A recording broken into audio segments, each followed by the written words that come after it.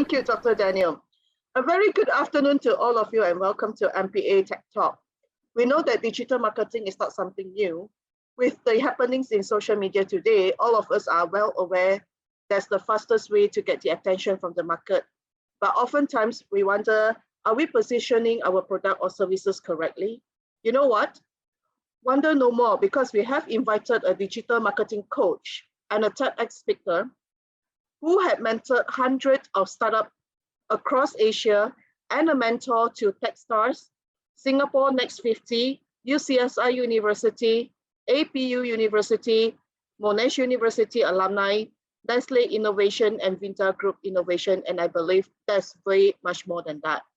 Our speaker today is none other than Wong, the founder and CEO of OpenMinds, who have been building and helping companies with marketing technology since the age of 17. Jen, the stage is yours. All right, thank you so much for the very kind introduction and good afternoon to everyone. I know it's a Saturday afternoon. I'm also aware there are many other talks and events ongoing parallel to this, but for those of you that chose to come in for whatever reason that could be, so grateful that you are here, and I promise you, my intention is not to just let you come in and drift around for the next 45 to 1 hour and then just go off, right? My intention is really to be able to share my experiences with you, to be able to perhaps even answer your questions, or even better, have some sort of a discussion. If some of the things that you've been listening out there or within this session intrigues you, I think this is a perfect opportunity for us to do that. I'm also aware that there are quite a few of you experts in the room that have also been in the digital industry for many, many years. For example, one of the hosts today, Dr. Daniel. So I think it's going to be a good exchange and cumulative of experience and knowledge. And I think that is the focus that we want to look at for today's afternoon. But without further ado, let's jump into this thing of digital positioning, all right? Now, one thing about digital positioning is that over these years, there are many definitions of digital positioning. And the importance of it, I'm sure you have realized, have been escalating from year on year. But for those of you that have been following or maybe even trying to keep up with digital, you probably realized that right before the pandemic, there was kind of like a plateau, where every brand is kind of taking on digital a very similar way. If you recall, every agency you speak to, every webinar you go to, every conference where they talk to you about digital trends and marketing trends, they all kind of are quite similar, but this actually changed in the year 2020. And we all know what happened in 2020.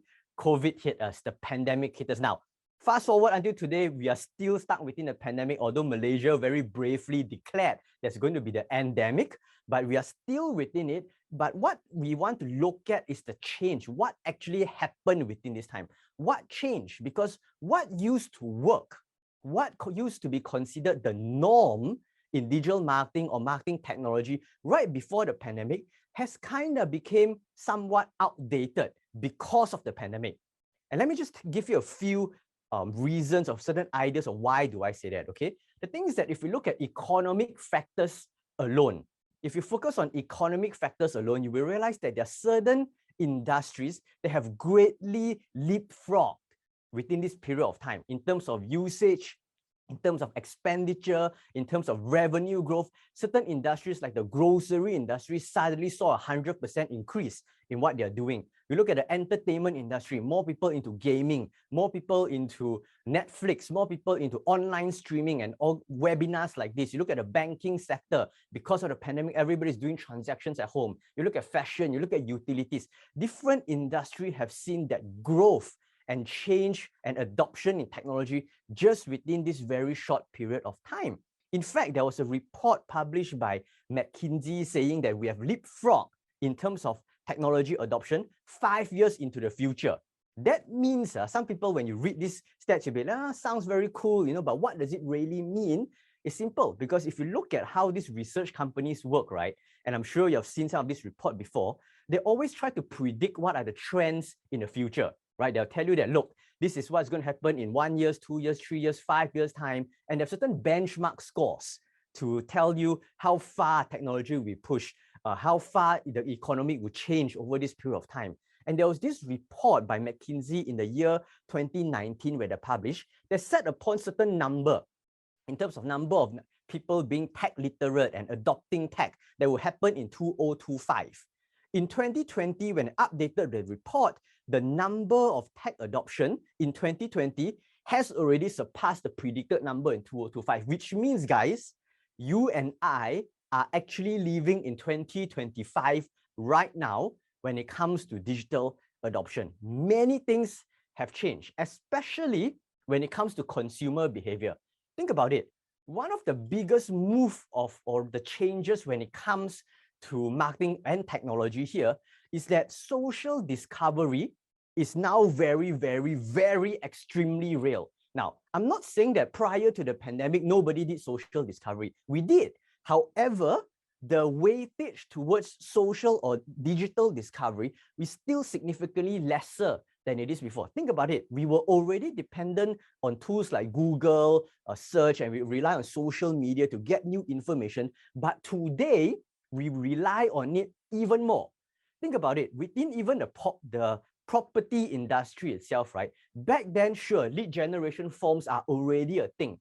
But now that you look at it, properties are also on YouTube in the form of YouTube reviews. You also see it on even platforms like TikTok. You see it in different alternative channels. Like if you are in the Chinese market, you probably know things like Xiaohongshu, different Pinterest-related looking apps out there, and people are trying to diversify. Why? Because social discovery is real. There's actually a huge number of people that were not active on digital before, right now gain the competency, gain the literacy to be on social media. Therefore, Instagram right now becomes the main driver of discovery of brands across industries, bring over 64%. And TikTok itself, 533% increase, which is insane. This number is huge because if you did not know, TikTok's total number of active users in 2019 year end is only 2 million. In 2020, 8 million. Because of the pandemic. It's crazy. People are discovering more and more content online. Number two, this is kind of like a double-edged sword, right? Because of the adoption of technology, because right now so many people online, all these consumers are exposed and educated, customers become smarter.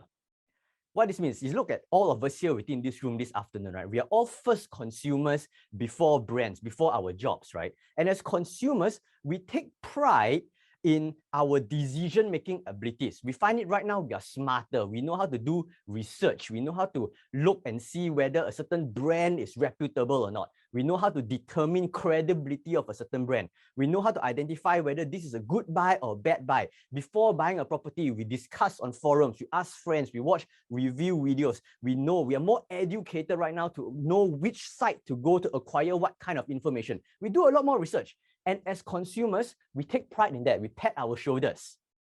But as a brand, it's kind of like a major headache, don't you think so?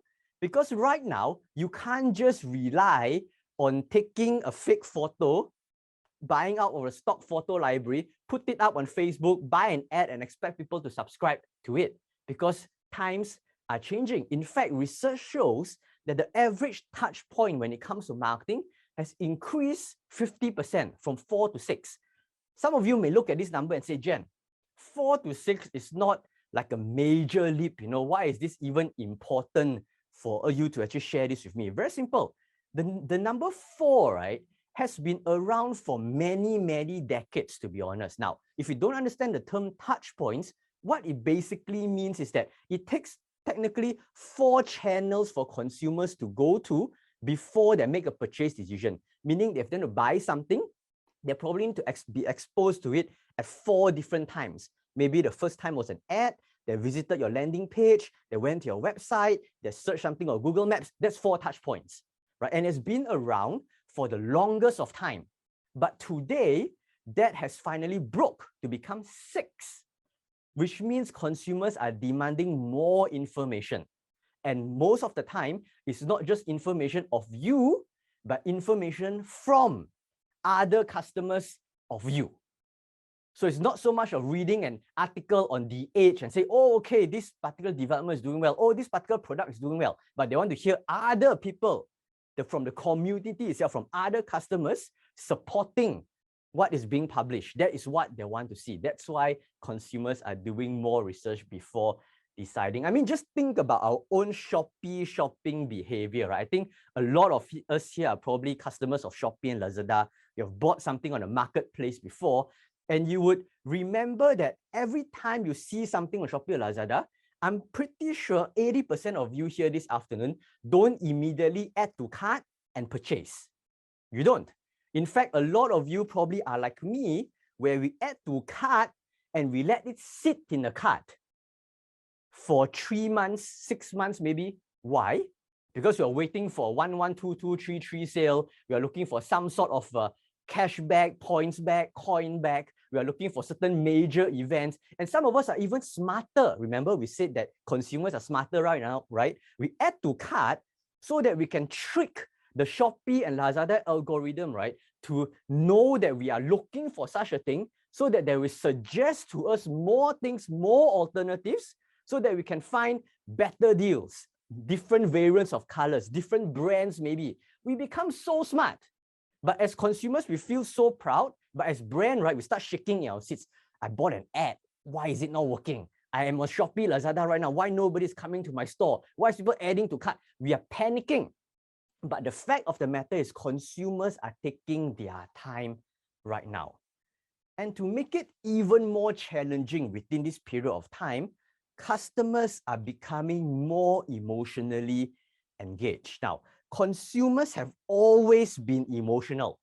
Let me just put it out there, right? Whether it's an impulse decision, whether it's a part of decision making where they're influenced by how they're feeling, how they are motivated, or is there a problem that drives their purchase decision, they've always been more emotionally engaged. That's a fact.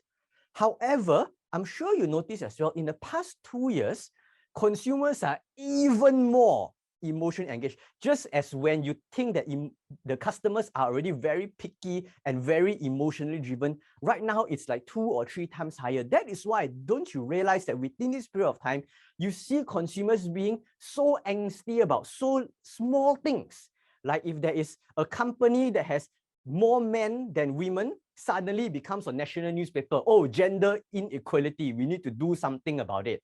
Somebody gets marginalized very little by the employer, then it becomes a headline. Everybody's sharing on newspaper, on social media, saying that, oh, he shouldn't do that, he shouldn't do that. Yeah, I should pay more, I should pay less. Somebody says something wrong on social media or wear something wrong on social media. Suddenly it becomes a national event. They call this the cancel culture. We are so quick to cancel right now. It's as though, right, all of us gets 100 marks when it comes to our moral, where we are always correct. There's always an alternative point. There's always something to say, and everybody just says that. And that is something pretty challenging for us in marketing and for brands in marketing, because now it's the rise of humanization. People want to see genuine responses from the brand. Prior to this, right, we are all very comfortable hiding behind our brand logos. If you recall back in 2019 and the years before, social media marketing is all about daily content posting that looks polished and looks nice. And as long as you have something, customers will engage with you. Now, not so much. They want to see what happens behind the scenes. What are you doing? What are you up to? Now that we are in COVID, what's your brand doing? Now that there's this war between different countries, you know, what is your stand? Are you supporting them? Are you not supporting them? When it comes to social causes, with animal cruelty, with the environment, with jobs and equality and gender and racism, where are your stand? Customers start taking interest in things like that as part of the decision-making process. Do you know that at one point of time, especially when COVID first hit all of us, research shows that customers are only buying from brands that contributes back to the society? In Malaysia, we have movements like the Bendera Putih. We have seen organizations that took the stand to say, hey, look, if you buy something, we will also take from our cost to supply food to those that are affected. We will now contribute and donate to those at the frontliners. We are more drawn to brands like that. Why? Because right now things have changed. We are looking for this thing called humanization in marketing. And when I share with you all these things, I also want you to know that these are not things where I just woke up one day and just discovered this on my own. This is actually a cumulative of my experience being part of the digital and technology industry for the past almost 20 years, in fact, ever since I started my first company back when at the age of 17. Since then, I've been very active helping brands across the globe really finding their foot using marketing technology and with the implementation of data into your businesses. As introduced, I've also done quite a bit of work in the startup scene across this region, really helping startups launch their brand, go to market, finding the right market fit. And I've also been actively coaching many marketers within this region as well. What I want to tell you is that through this cumulative of experience, I've heard a lot of discussions. I've been participating in different debates and different perspectives being thrown at me. And many people still tend to have this very weird thinking that things will go back to normal, which is strange, which is a little bit funny, you know, because don't you realize that we have been 2 years into the pandemic and that this is kind of like how life is going to be moving forward? And at the same time, because consumer behavior has changed, and did you know, and you should know, that consumer behaviors is one of the things that are most difficult to change. Do you know that it takes more than 20 years for e-commerce to be what it is like today? E-commerce is nothing new. Marketplaces, Grab, and all these things have been in existence for the longest time. But why is it that it took a pandemic, it took 1 year for people to get used to the idea of all these things, digital purchasing, e-wallets, cryptocurrency, but Bitcoin has been around for like what, 10, 15 years already by now? Why is it now? The thing is that the moment customer behaviors change, when we spend more time with tech, when we consume more content online, when we are now more aware when it comes to making online purchases, we become accustomed to these things and it becomes a part of us, which also means that things will not go back to normal. If your definition of normal is 2019, we won't, because we are more savvy right now, because there's a shift of mindset and habits and behavior.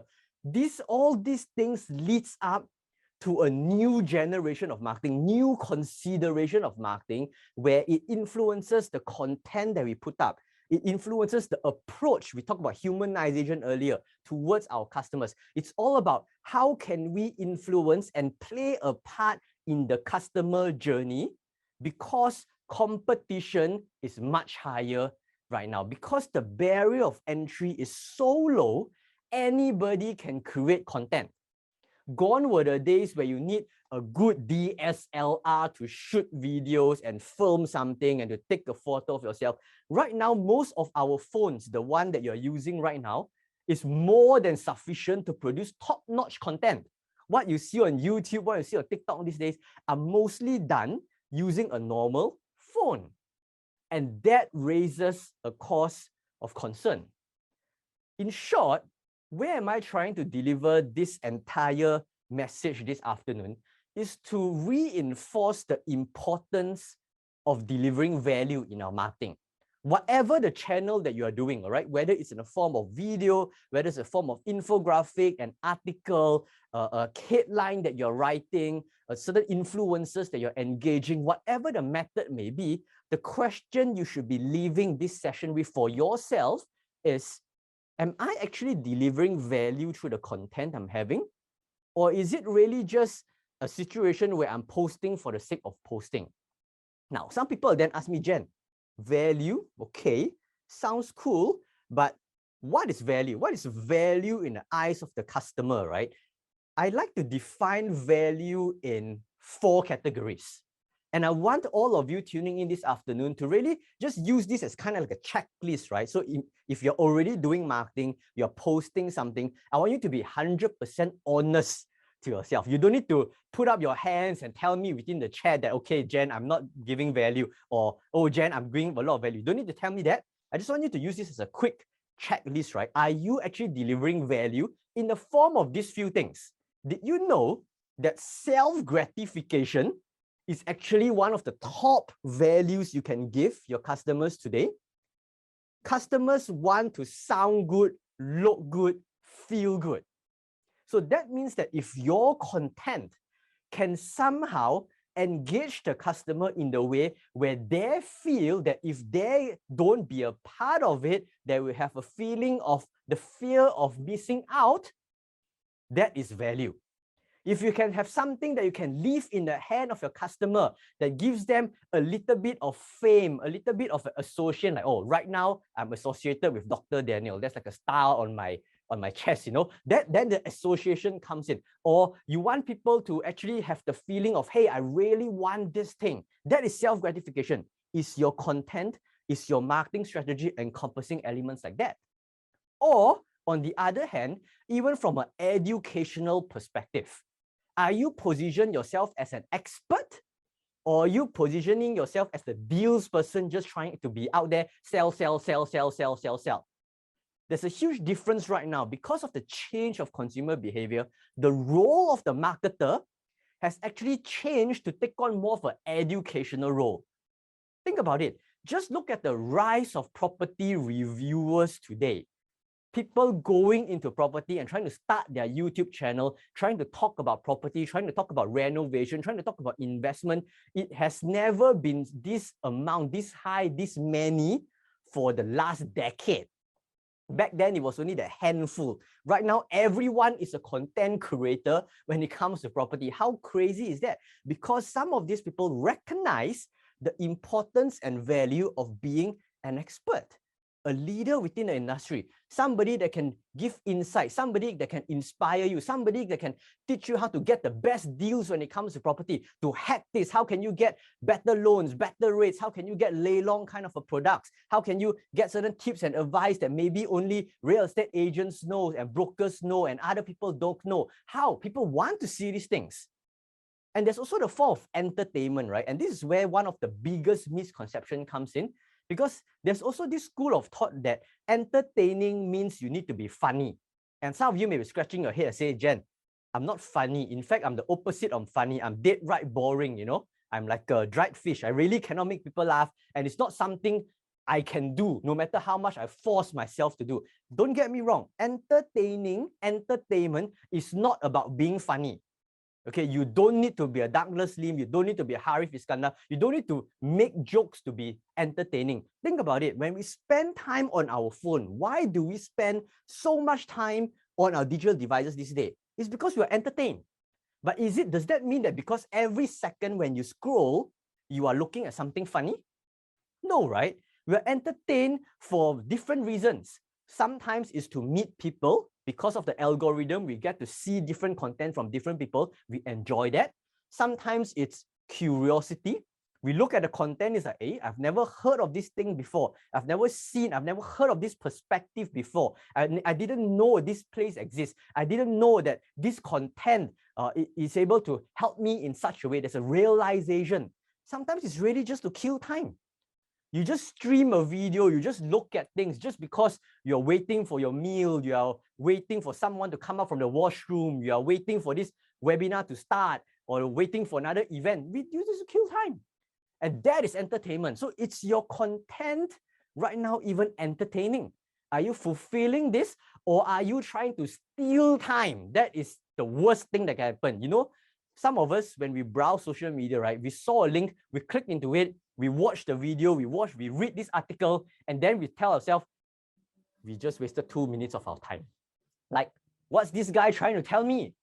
Right? It sounds interesting, but after watching it, it's like, it's a total waste of time. I should not have clicked on this link. It's a clickbait, it's a link bait. You don't want to fall into that category as well.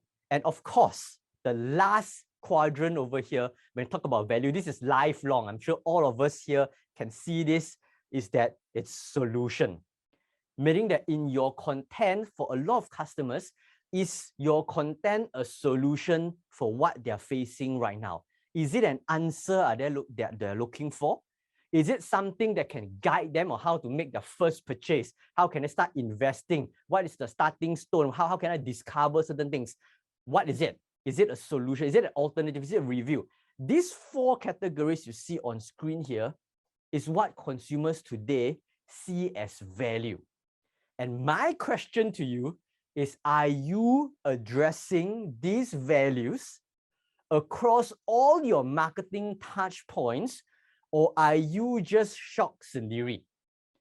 Are you just doing what you're doing right now because it makes you feel good about yourself? Because I bring bad news. Marketing is not about you feeling good about yourself, but it's what your customers feel good about themselves.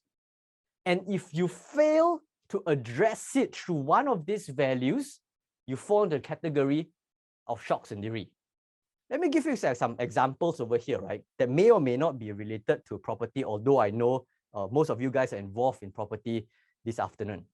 Look at some of these examples on screen, right? So you have the shock sendiri examples on the left, the more value-driven content that's on the right. I hope you'll be able to notice that in shock sendiri type of content, right, we are often focused on facts. We are always focused in very technical points, which is not wrong, right? So when you tell people, okay, this is what you will be getting, A, B, C, D, E. This is my brand. This is what we do. We are awesome. We are amazing. There's money back guarantee. Buy one, free one. There's deals. You buy today, there's rebate. We put you in a lucky draw. Not only you get this, you get something else. We like throwing this up to them. But have you stopped and consider, right? Does these things actually make sense to a customer? Like, is this what are they really looking for? Is this how you can trigger their interest? Or even worse, do you even know who your real consumers are? Do you know what they really like? What they define as value? Now look at what's written on the value side of the screen, which is on the right, right? You see that there's a little bit more, yes, a storytelling approach. But if you read word for word, and I hope you can see it, you will notice that a lot of it here actually try to sell you value, right? It's a t-shirt, yes, but it gets softer and more comfortable as time goes by. We have designed it to fit just for you. This is value. You can tell the customers that it's 100% organic cotton. It's the top of the line quality, but nothing tells better than, hey, this shirt is designed for the Asian fit, and it fits more and more comfortable as time goes by. Which do you think sells better?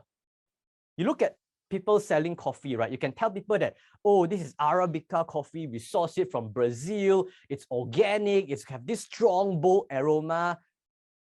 What does that got to do with me? Right? Well, for a lot of us, we are casual coffee drinkers. Specs like this don't matter. We don't know. But look at this. Not the morning problem, not a problem. Over here, and then you start talking, this is going to be roasted deep, never bitter. There is dark chocolate, there's black cherry. And we tell you that, okay, this is 1 cup in the morning, blah, blah, blah. So it's a strong coffee. So by reading it right now, you immediately understand what will you get out of the product that will benefit you, which is more value driven. And you also see this, right, even in other industries like tech. And I love using these few examples because if you look at some other brands, you will see that how Apple and maybe even people like Xiaomi that's coming in at Huawei, that is kind of emulating the Apple philosophy in marketing as well, how they are able to sell value instead of specifications, right? You look at how Samsung does it. When they launch something, they put things like camera reimagine, Galaxy, whatever. You look into the website, this is the Galaxy Buds, and they tell you they are not just great for listening, they are amazing for being heard too, right? So smart copywriting, yes, well, they are earphones lah. But if you look at how other brands does it, right, they actually marketed it from a value perspective. Look at Apple. Until today, they do this, right? Shot on iPhone, nothing else. You like the photo, you buy the phone. You don't like the photo, then okay, thanks, bye, right? You look at the AirPods, it's 24 hours you can last.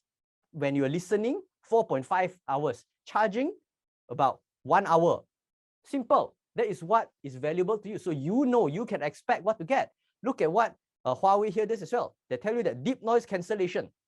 That's it, right? So they are going straight to the point, telling you the value, the benefit you will get. That is value driven rather than being shocked sendiri. So that said, right, reaching towards the end, I just want to leave with you very quickly 5 things that you can focus on starting this year and moving forward. You will realize that some of these things that I'm about to share with you wouldn't be like, whoa, next generation, sophisticated flying cars kind of stuff. But really, this is where, when we look at digital marketing, this is where the world is leading towards more. And the first one is what we call total experience marketing, TX. Now, the interesting thing about TX marketing, right, is that it came from the desire from a perspective of a consumer to have all their touch points integrated as one. What I mean is that imagine you yourself as a customer, right? Don't you hate it when sometimes you go on Facebook, you chat with the brand, right? And the brand tells you to send an email. Nothing wrong with that. But when you send the email, another person takes on the case and expects you to explain everything again.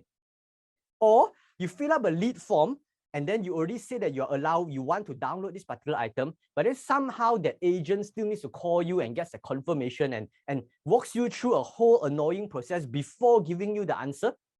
We don't like things like that, because as a perspective of consumer, right, we're looking for something that's integrated. We're looking for experience that from the onset of the journey, it needs to be integrated. And the way for brands to do this is to start looking at digital marketing as one complete unit and to not split it into different functions. That means if among all these different channels you see on screen here, whether you are using social media, whether you have some sort of a messenger marketing, maybe you have some EDMs, maybe you have an app for yourself, maybe you have live streaming, right? It's not to see this as individual marketing outlets, but to find a way to integrate when it comes to data, integrate when it comes to customer profiling, so that you will be able to identify who is this person and why is this person so engaged with you.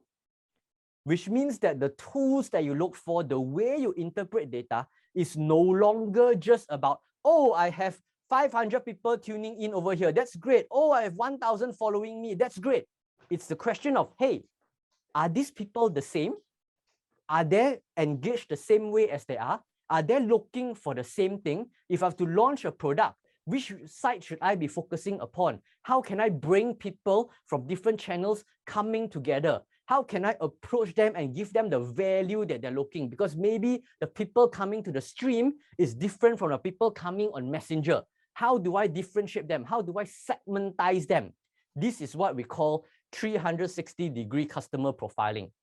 How are you able to implement certain tools to enable you to do that?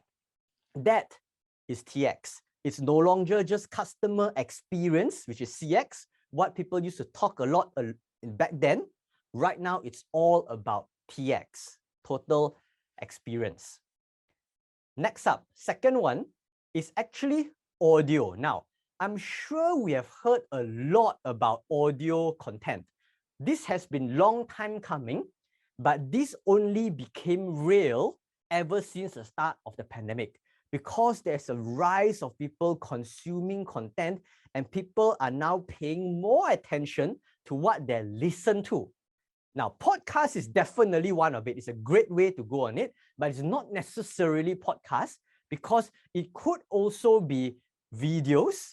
And this time it's not just music. You know, there was a point of time where you go on YouTube, right? You watch all these videos, or even on Facebook, you will see a lot of videos with just moving images with subtitles and music in the background, right? It was a point of time, it was a very popular format. You see news site doing this, you see property developers doing this, you see insurance agents doing it, almost every industry lah. Basically, it's moving images and then there's just some catchy music behind and then some text appear like a slideshow.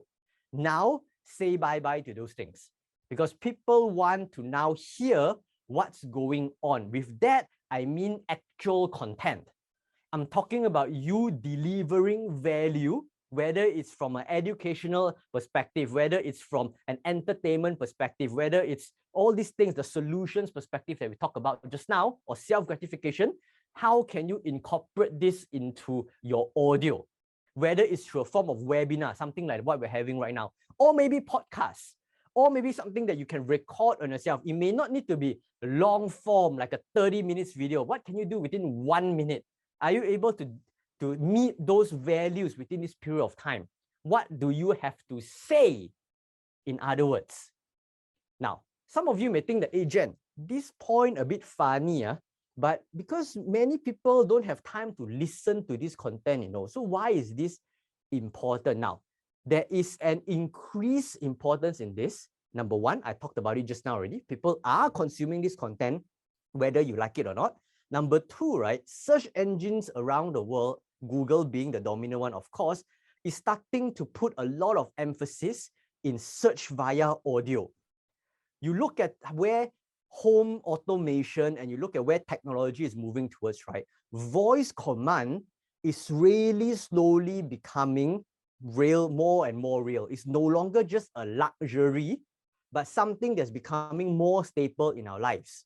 The likes of Siri, Google Home, Alexa, Bixby, and some of our cars, if you drive certain models, you will already be familiar that you have audio control in your cars.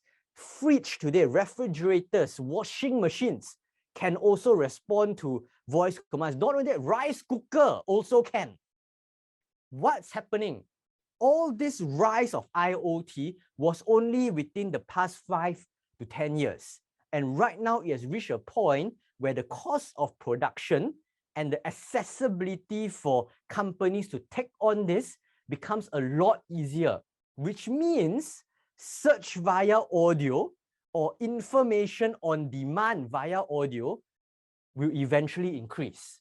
That is why I'm saying this is 2022 and beyond. If you don't have content that actually verbalizes what you intend to say, you may reach a point that you may be losing out. Very quickly, the third point, advertising, but not advertising as you know it, but native advertising. Why do I talk about native advertising being a bit different right here is because if you look at advertisements these days, right, we typically get turned off by advertisements that are really just an advertisement.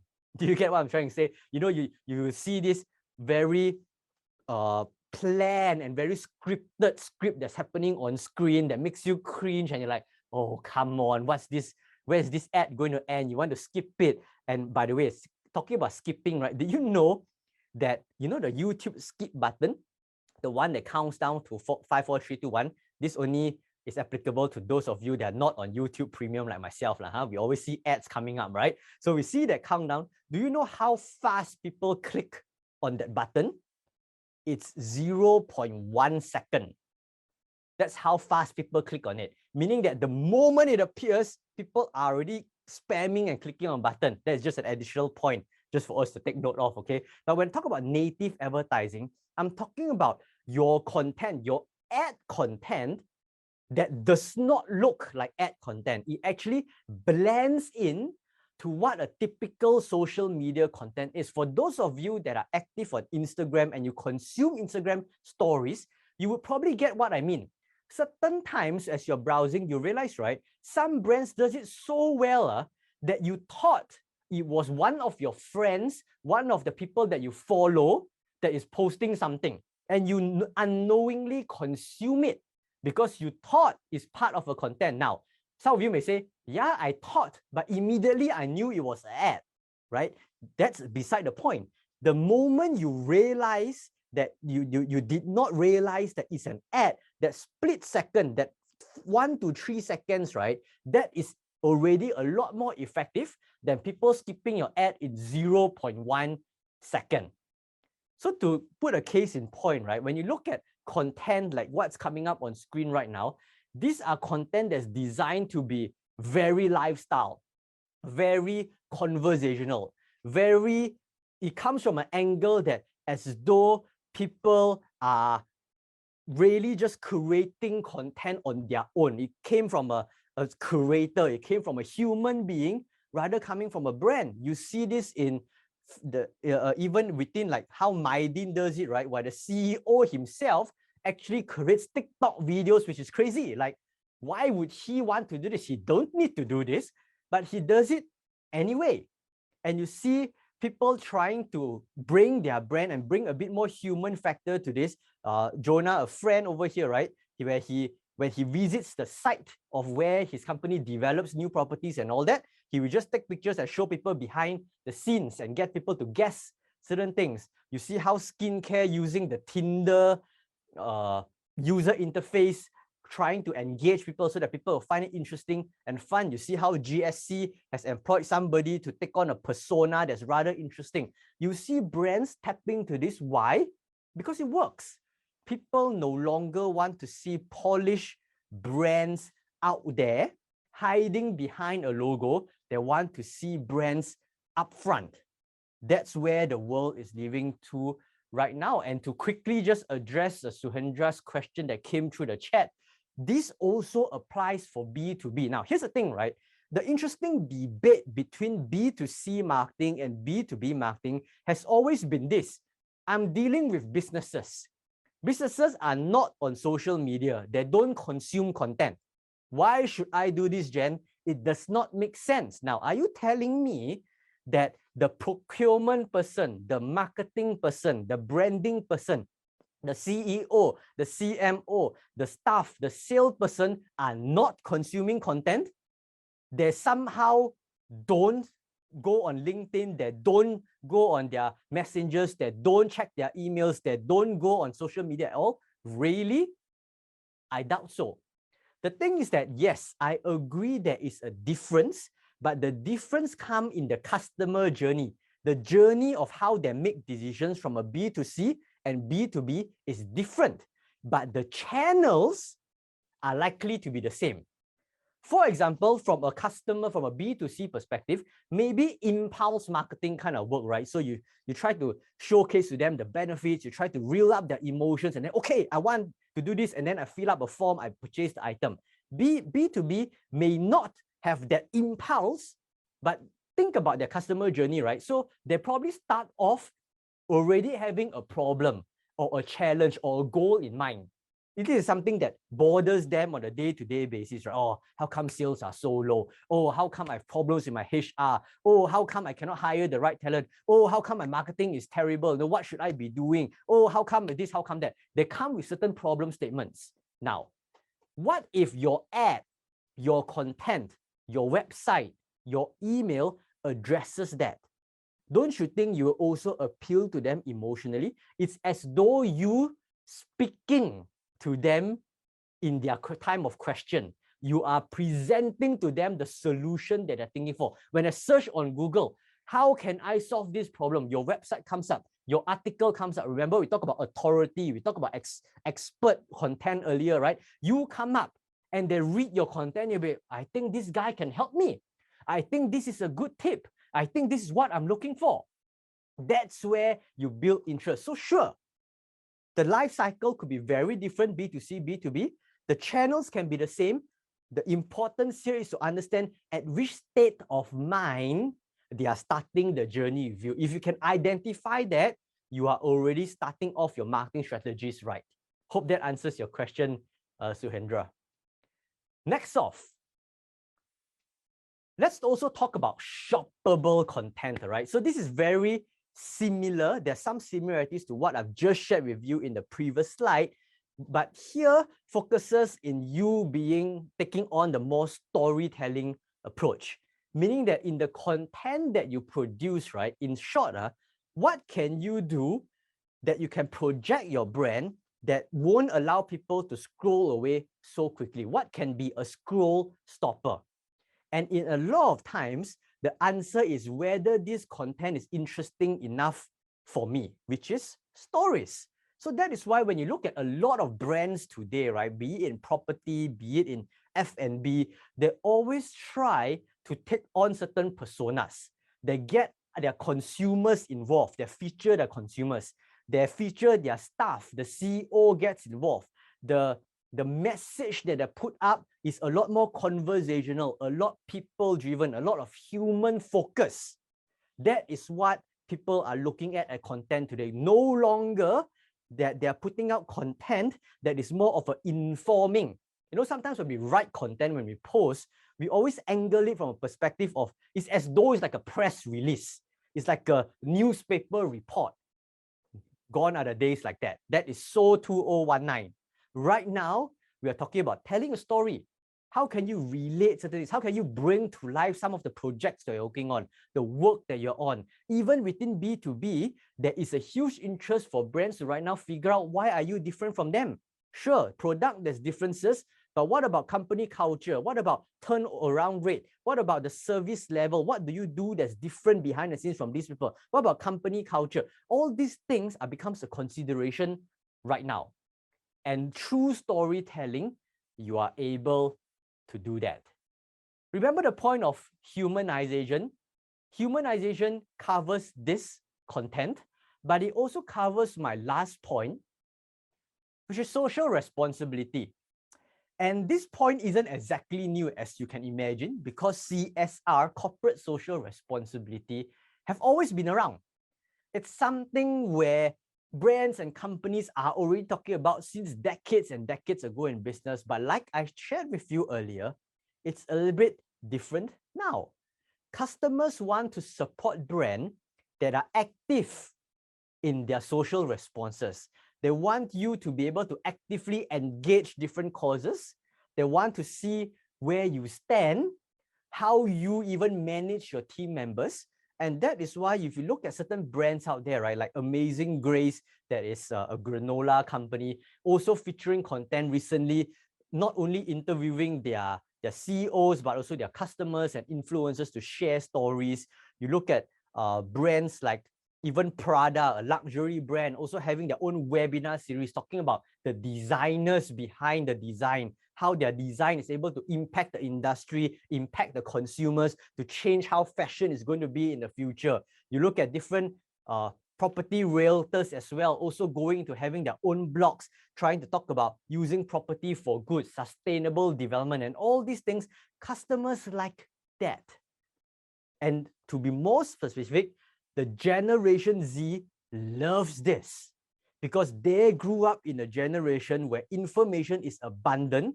They've been shown so many things, then therefore making them more aware of what's happening around them today. And that's why they feel this greater motivation towards topics like social responsibility. So all in all, right, these were the 5 things. We spoke about TX marketing, we talk about audio content, we talk about native advertising, we talk about shoppable content, and also social responsibility. And you realize, right, that the more hyped up technologies, for example, maybe even the Metaverse. I'm aware that there's a Metaverse conference happening parallel to this right now. Once again, thank you for being here. But if you ask me, right, Jen, how about things like Metaverse? How about things like blockchain and all that kind of stuff? Isn't this also what to look out for in 2022 moving forward? Is this something you should do? Is this something you should not do? Let me tell you my perspective, right? My perspective is that, sure, blockchain, that's a different topic, right? But if you look at Metaverse as alone, first and foremost, you must realize that this will take a very long time. Despite what technologists around the world are saying that is nearby, these are things that we can do, in my suggestion, or rather in my analysis, it will at least take another 20 to 30 years, if not even more, for it to be commercialized. You know why? Few things. Number one, VR and AR technology has been around since even the 1980s. Right now, even with technology advancement and the process of technology, we have still not hit critical mass yet. And it's not something as easy like e-wallet or even marketplaces, right? Think about e-wallets. PayPal started in the early 2000s. 20 years later, then only we start knowing, oh, e-wallet, why didn't I start using it back then? It took 20 years for something like that. Look at e-commerce, right? We have things like eBay. They started off again in the 2000s. And right now, 2022, oh, marketplaces, and it becomes a norm. It's not as easy as just rolling out the technology, because if it is, right, then smartphones should already be the dominant market in the whole world. But it's not. there are many countries, including Europe, that are still not having fully bought into smartphones yet. So why am I saying this, right? Is because there's few things to keep in mind when it comes to groundbreaking technology like this, okay? I'm not saying it's useless. I'm saying that there's a lot of challenges for it to overcome before it could become something that people widely adopted. You need to understand there's technology innovation.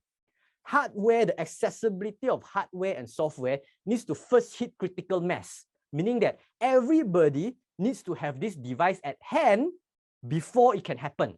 It needs to hit critical mass. When even the hardware is not accessible, this will not fly, for sure. I mean, anybody of you here have a VR goggle set at home? Probably maybe only 1% of, or 10%, 1 to 10% of you having these devices at home. Most of us don't. Number two, even you have these devices, right? There's the health consideration. Have you actually tried playing a VR game before? Top of the notch, go to Genting, right? If you're in Malaysia one day, and if you are not afraid of the pandemic, go to Genting, play the VR entertainment device over. That is actually top of the range, yeah? That is supposed to be the lowest latency, the best delivery that you can get so far in the market right now. How's the experience like? You go in, you need to carry this heavy backpack, right? Carrying the computer behind you. You wear these huge goggles and you go in and you move around, you get a headache. Health considerations. And then you have all the ethical considerations that also needs to be approved, not just by one country, but multiple countries to accept this as a tech that won't harm their citizens. There's too many barriers to make. Therefore, I speculate it's not going to happen in the next 5 to 10 years. It's very interesting. There are tons of use cases, but definitely not something 2022 and beyond. Maybe when we have this similar talk again in 2030, and then maybe that's where I can somehow put this as one of the points, but not so today. But anyway, to conclude, all I want to say is that digital today, unfortunately, is still heavily dominated by these two companies. That is why a lot of the examples that I gave still revolve around Google and Facebook. It's not to say there are no alternatives out there. There are, but if you look at sheer population size, unfortunately or fortunately, it's still revolving around Google and Facebook. Twitter is far away. LinkedIn is also pretty far away. TikTok is also pretty far away over here. So that just to give you an idea of where we are at right now. All in all, as I close, I'm also aware of time, is that if anything, remember that when it comes to digital marketing, it's expected to actually just achieve 3 things: to be more inclusive to humans, to be more integrated to our daily lives, and it's something that is experiential, not just pushing of information towards us. With that said, thank you very much for your past almost 1 full hour of me speaking. If you feel like you want to connect with me or you want to talk to me more after this, feel free to connect me, whether through email or the different social profiles. But you have also questions, I'll be more than happy to take them right now, only if you have time. Thank you so much. Bravo! Bravo, Yen. Really super interesting. Super extra duper interesting. Really. Thank you. Salute to you. We always have a question session, but I jump in as my usual. So I give back the line to Vivienne to moderate a question from the public. Vivienne. Dr. Daniel, there is one more question here from Catherine Wong. Here's a question. Do you think Malaysia ISP can serve all the content efficiently to reach out eyeballs in our country? This is such a tricky question to answer, you know, because this deals at different levels, right? There is the content production bit, there is also the infrastructure bit. And if for you to talk about ISP, it sounds as though you're really trying to drive on the infra part. To be honest, I think Malaysia is on the verge of improving. It has improved because of the pandemic. They're really pushing the bandwidth and things like that. But in comparison to some of our neighboring countries, I think we are still ways behind. And there are few reasons towards this, right?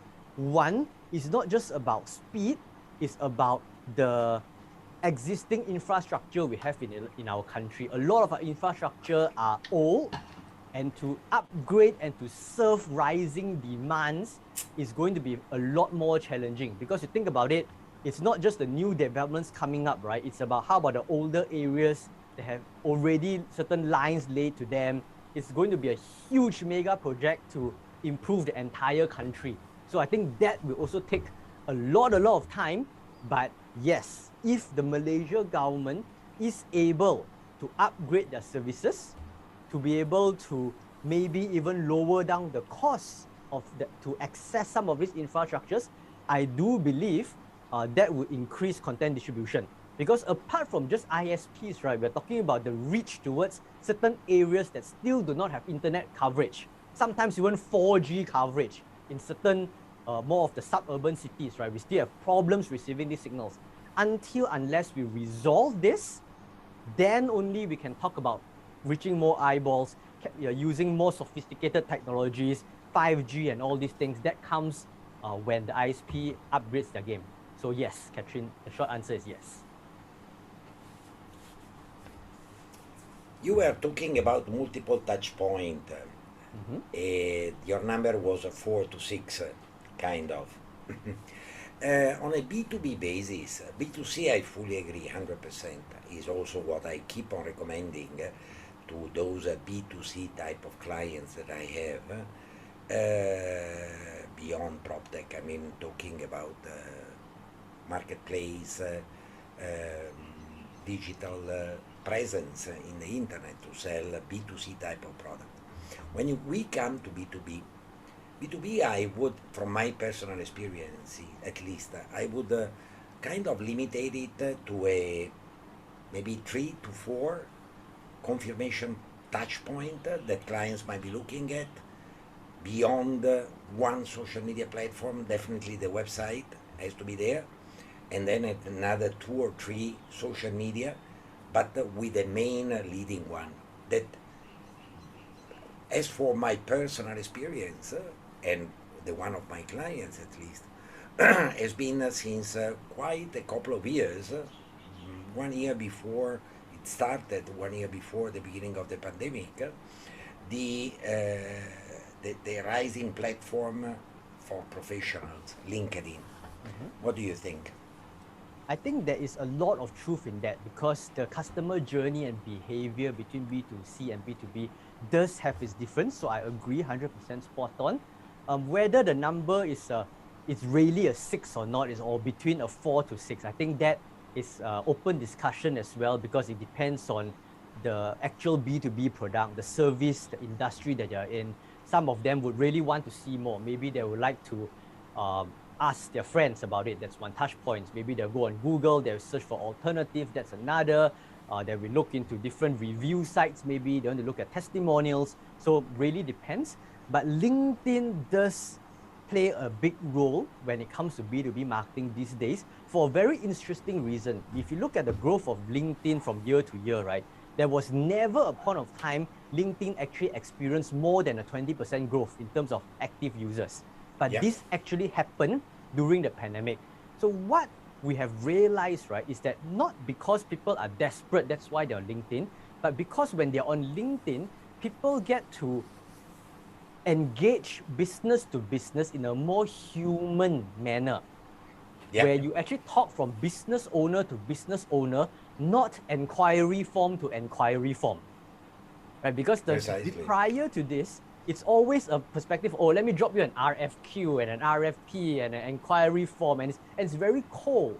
But with LinkedIn right now, I need that service, I need that help, and I'm approaching it like right now with you, Dr. Daniel, right? That, hey, I can see your face, I know who you are an expert, we exchange and we move on together. So because of that, LinkedIn right now plays quite a pivotal role in B2B. Yeah, I fully agree, 100%. And by the way, I have been already sending you a connection request. Okay, I see it on my phone, yes. All right. And I don't know if you don't mind, stop sharing the screen so that we can see the public and get others to raise hand, open the microphone and ask questions. if any. Otherwise, I keep on. Everyone, feel free to ask questions. Jen is here to answer and take any questions that you have. It was a really, really good session, Jen. Awesome. Thank you so much, Vivian. Yeah, if you are shy to ask questions here, you can type in the chat box and I'll pick it up for him. Is there any? I see 7. Let me see. No. None at the moment. We have a lot of Positive good fit, comment. very positive one. No, I'm pretty much glad that beside the difference of age, we are almost 100% aligned. That's very good to know. which is amazing. But if you okay, my way of looking at LinkedIn compared to Facebook is actually the fact that Facebook has been dropping enormously in credibility and quality, and young generation, above all, Gen Zer, millennials, Gen Yers, have been start hating Facebook. I have a 20 years old daughter who opens maybe her account in Facebook once in a year, while every day is on Instagram or TikTok, and out on and off on LinkedIn. Is very much what in line with what you are saying, quality of content, storytelling content, branding, not any longer shouting, oh, me, but talking about you, talking about your challenges, your pain point, how a solution can be found, isn't it? That is 100% spot on. I think why Facebook is going through what they are going through is not so much of a loss of popularity vote, but I like what you said, they are losing their credibility in a sense, because over the many years, Facebook has always been trying to cater more towards the business community as well. You look at the tools that they've been rolling out recently, right? It's always focused on pages. It's all about how can it help advertisers, help marketers do better. And with that tools placed in the hand of, I would say, crazy marketers, right? Obviously, brands go crazy. They pour money into it, and then the entire platform becomes oversaturated with business that overwhelms the community aspect, which was what made Facebook strong in the first place. Unlike platforms like Instagram or TikTok, that were always built to be community first. Yeah. That is why consumers are driven with that motivation and they feel more connected with their friends there, because their journey right now is less interrupted by brands and businesses. And because of that, then that makes the experience for them a bit more wholesome. Ultimately, they need to get value from the platform, right? So that is where they're getting it from. And hence the shift of age groups when it comes to social media platforms as well. Yep, absolutely. Vivienne, there is a question from Angela. Yes, Angela has asked, what marketing magic can you propose if the company does not have enough marketing budget? Well, to be honest, right, if you ask me, I think marketing can always be done with little to no budget. It's very much possible. Why I say that is because when you look at where does the budget go to? The budget actually only goes to two places, you know. One is, of course, advertisement. If you would like to spend on advertisement, you definitely need to pay. But number two, it goes to an agency. It goes to a certain fee, professional fee that you're paying somebody to do. So in this case, if you're talking, you don't want to put in any marketing budget or you want to go on a minimal marketing budget, all you need to do is to reduce or not to do these two things. Don't spend on ads, don't engage an agency, which means you take on the marketing role on your own. You look at how you build your own community, maybe not with pages, but maybe things like even a WhatsApp or Telegram group or Facebook group. Go on LinkedIn, approach people, connect organically. Instead of just paying for advertising, go for collaborations. How can you find somebody that you can work with, that you can co-brand each other, co-relate the product and services, share certain values, and reach out, tap into each other audiences. Think about ways that are more community-driven and more discovery driven. Search engine optimization, that's free. If you have a website, if you can position it well, you'll be searchable on Google, and that's a great way to already get traffic, right? So think about how consumers are searching, think about who consumers are part of, which community, and then try to get yourselves in those areas. That is how you're able to do marketing with little to no marketing budget. I have another question here from Wong, but before that, Jason's hand has been raised for some time. Let's hear from Jason. Hey Jen, hey, good stuff. Seriously, very value adding. You're practicing what you preach, so it's very important. Yeah, thank you. Well done on launching the DMTI program at Radar. The program, I know it's starting only in April, right? It hasn't started yet, right? No, haven't started yet. Yeah. Curious, what's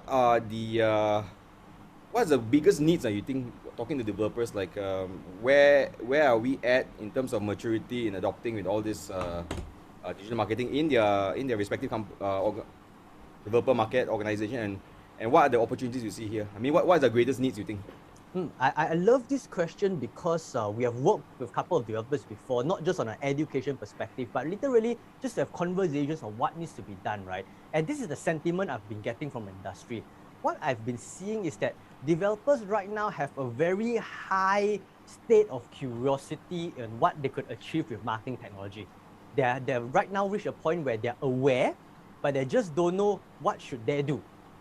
So what I see is that number one, they definitely lack the strategic side of things when it comes to marketing. Which comes first? How do we do certain things that we're doing? Why are we doing certain things? There's no reason. Right now, they're very dependent on, okay, marketing means buy more ads. Let's get an ad agency to do this for us. Hey, I think we should post more content. Let's do a creative agency, post more content for us. But it is not stitched together to their brand story. It's not stitched together to their company's marketing goal, right? It's always seen as something separate. So that is something to actually look at. Number two is not just to look at digital marketing from a perspective of ad conversion. I know and I understand that that is ultimately what developers want to get at, but a lot of developers tend to miss out the idea that, hey, do you know that every time you have a new launch and you buy ads, right, you are restarting your ad game over and over again. You are spending a lot of unnecessary money. But if you have a bigger picture in mind and you can strategize it with your ads person, what you can do is that every campaign that you launch could be a follow-up from one another. You are leveraging from previous data, you are using the same pixel method, you are building your game over time, right? So that the more projects you launch, you are actually sharpening your game and not restarting the game. This also goes to my third point, which is especially for developers that relies on real estate agencies to do their sales. Many of them think, okay, it's a great idea, of course, business-wise, right? Because they don't have the manpower, they don't outsource it, great, fine. But what sometimes they fall into the trap is they allow the real estate agency to do whatever they want. That poses a problem. Number one, it's a brand positioning problem because the agencies right now, they do whatever, they say whatever, right? So different messages have been gone out, which is very bad from a brand positioning point of view. Number two, when all these agents buy ads and you buy ads yourself, you are cannibalizing the same audience, which again equals to you spending a lot more money and time trying to find, then you don't get it, right? And then you're wondering why. Because you're eating yourself up, you're bidding for the same keywords. So why? And then last but not least is really just the usage of technology in the whole process. I think there's a lot of areas to improve on, like getting inquiries using chatbots, building a nice CRM plan to engage your past purchasers or even prospects, your leads that came in. How are you able to synergize the show gallery experience to other touch points? These are all areas that could be explored. Thanks. Great. Good stuff. Yep, thanks. Wow. I would like to add a word, if you don't mind, 1 second, Angela and Vivienne. Is matter of being 100% integrated. You cannot bet all your token on one number and one color. So it's matter of really working throughout all the platform and all the online tools that you have with the available technology. And after Angela, I would like to ask another question to Jan regarding organic compared to paid ad.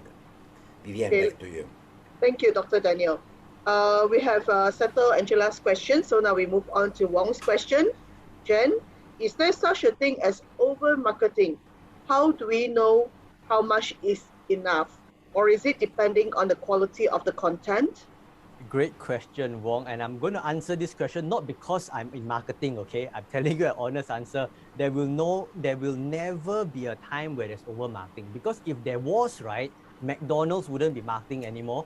Starbucks wouldn't be marketing anymore. Your airlines wouldn't be marketing anymore. The fact that these companies are still pouring money, although everybody knows their logo, say something a lot, right? Because we need to understand that when we do marketing, there's always an end goal. What is it? Sometimes it's branding. Sometimes it's top of mind. Sometimes it's the launch of a new product. Sometimes it's targeting of a new group of target audience. Sometimes it's education. So that means that when you are planning for a marketing strategy or marketing approach, you will start looking at different pillars of what would you like to address in this period of time. So all the things that you say, right, like quality, consistency, and all these things that we talk about actually applies throughout the existence of your business. Because we also live upon a time that consumers are like goldfish, where our memory is very small and limited. We can't remember so many things at one go. At the same time, we get easily distracted. That means that if a brand starts dying down and another brand starts coming up, the impression is this brand died. This brand is now the leader. And as a brand, sometimes you don't want that as well.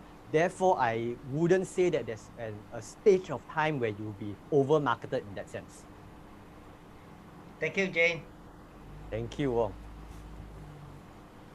Dr. Daniel, do you mind that I read another question out before you take over? Because we got two more questions. I keep quiet till when all the questions have been asked. Great, thank you. We got two more questions coming through from the floor. The next question is coming from Jay. So Jay asks, how do you or how should we manage resources in terms of getting leads? How much portion in organic leads? How much in paid leads? Of course, objective to get optimum result. Very difficult challenge. I hope I'm able to give you a magical ratio to this, but Jay, I'm sorry to tell you there's no magical ratio, right? Why I say that? Because there are a lot of dependencies on how you like to organize this. For example, if you are an established brand and you already have a network of different communities, you have existing databases, you have audiences or customers that are raving for what you have to offer, in a situation like that, then you can take the stand of more organic leads, less paid leads. But assuming that you are new, you don't have such a database, but still you are crunched for time, then going for paid leads definitely is a more credible method than waiting for organic leads. That's one, existing database, right? Existing network. Number two is how quickly you want the leads. If you tell me, Jen, the leads can come in the next 1 to 3 years, fine, go organic, right? Then you can build your credibility, you can slowly build your ground, and the leads will come when you do it right. But if you're telling me, Jen, no, I have a KPI, I need to sell within the next 3 to 6 months, I need it to go fast, then organic is probably not so much for you. You want to emphasize more of your time and money towards paid leads instead. Number three is about your product. So what is the type of product that you're launching? Is it a product that will immediately, when it hits the market, it becomes a sensation? Is it something that you know when you launch it, right? Everybody will be like, wow, what's that? And I want to buy and subscribe. If it's a product like that, then sure, organic works. Why? Because people will start sharing, you get the viral chain that's going on. But I also want to tell you that that is also pretty rare for commercial brands, right? For something to actually go viral so quickly.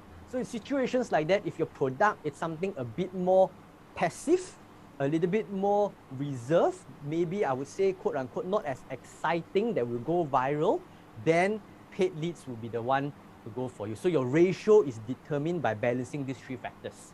Hope that helps, although I don't have that magic number for you, Jane.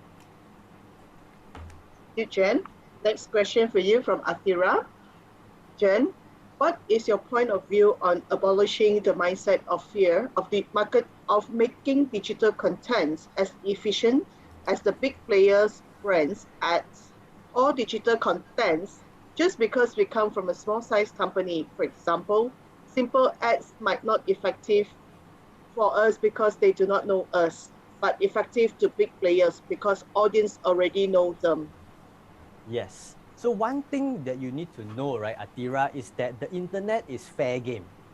The competitor can be huge, but if they can't produce content that adds value, or they're not able to target, or they're not able to integrate their marketing efforts, it's actually as good as useless. They can spend $1 million in ads and content, right? But if the outcome does not address what the customer is looking for, they actually lose out. That's why if you look globally, there are a lot of case studies where the smaller player actually outbid the bigger player. A very popular brand is actually Under Armour, right, in the US. It's a new athlete brand. It's started by a college student, but it became a sensation and right now a global brand rivaling even brands like Nike and Adidas because of how they're able to position themselves in what you are saying, the smaller players.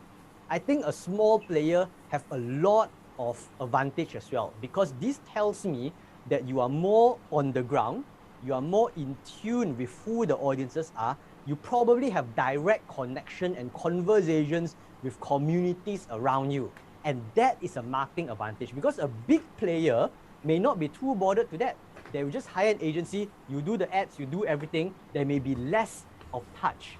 So I would say, instead of putting your side into a corner and say, we are small, they are big, they can do better than us, ask yourself, as small, right, what do I have at hand?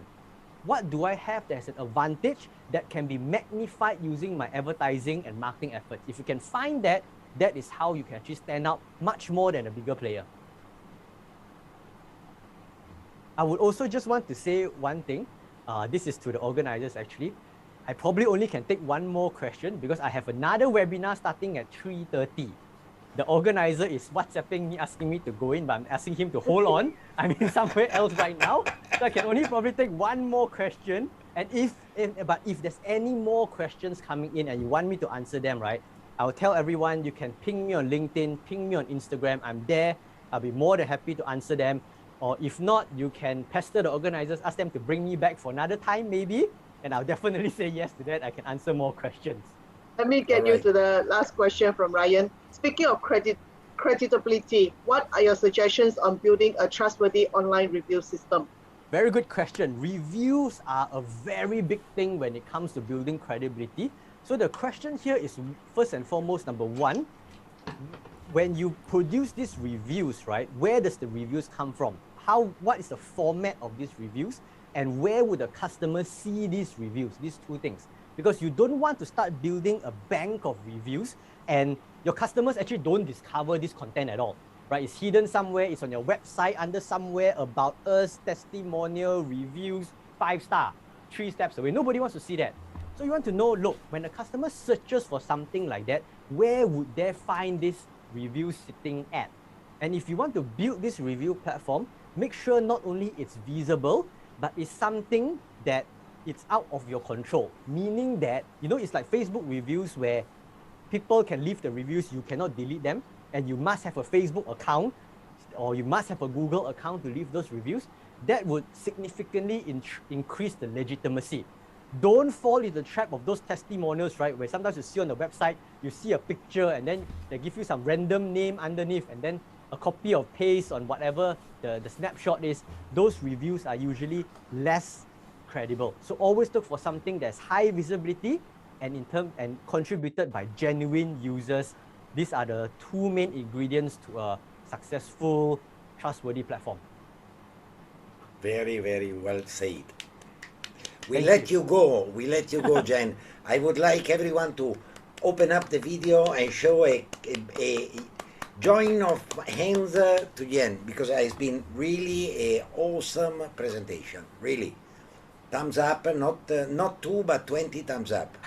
And hope to have you back soon. I will also get in touch with you via LinkedIn for my unanswered question. Sure, no problem at all. Keep the questions coming. Again, huge pleasure. Thank you so much for having me here. Thank you. Saturday afternoon. Thank you so much. Definitely would love to come back again. Sorry that I need to cut this short. I would have loved No to worry. hang out with you guys a lot longer. No worries. No worry. But all public, please stay on because we let Yen go, and I would like to have 2 words if Vivienne will allow me. Of course. The stage is yours, Dr. Daniel. Thank you very much, Jen. Thank you so much. You I guys. look forward Thank to you. having you again. Looking forward as well. Bye, Take Jen. care. Thank you. Absolutely. Thanks, Thank you, Jen. Jen. Thank you. Thank you. And now Wow. let me surprise you. Yes, wow. Vivienne, not 2, but 200 thumbs up. A very super interesting, awesome presentation. Oh, we Really, have to thank Aaron. Aaron is here. Okay. Why Aaron? Aaron is the one who linked me to this person. Oh, thank you, Aaron. Thank you so much for doing this. Because it has been really, I'm a marketer, but every time that you listen to another professional, really professional, you always learn something new. So extremely good, extremely good. Now let me talk to you about the Malaysian PropTech Association. For the one that are here today to learn a bit about digital marketing, Malaysian PropTech Association actually is not doing digital marketing. We provide tech solution to the property market. And we are always open for new members as a startup with an idea or with a go-to-market product. Please get in touch with us. Have a look into our website, www.proptech.org.my. And above all, keep an eye on our social media, always under Malaysia PropTech Association, because very soon we will announce a MPA Open Day, where we really hope to see most of you coming over, knowing each other on a face-to-face basis. There will be a full respect of current and future SOPs, of course. It's going to happen early April. So we will put up the announcement early next week with the registration list open for everyone. And said this, I would like to give a very big applause to Vivienne for having organized such a very good and interesting